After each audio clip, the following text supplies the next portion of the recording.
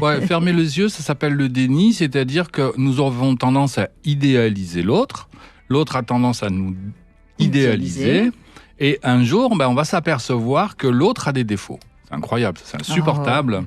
Mais en même temps, nous, on n'en a pas. Nous. a priori, on n'en a pas, mais en même temps, si ça a quand même quelque chose de rassurant, c'est que si l'autre a des défauts, je pourrais peut-être en avoir moi aussi, même si j'en ai très peu. Quand il va s'en apercevoir, ça sera pas si grave. Donc, il y a quand même quelque chose de rassurant à s'apercevoir que l'autre a des défauts. Et si vraiment on l'aime, généralement, on l'aime avec ses défauts. Je suis pas certain qu'il y ait à ce moment-là une prise de pouvoir.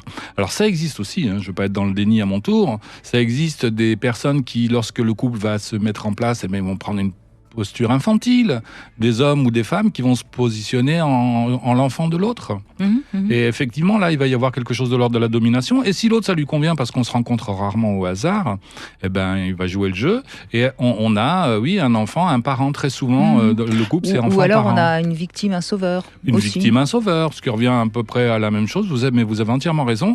L'idée, idéalement, c'est qu'un jour, on devienne deux adultes.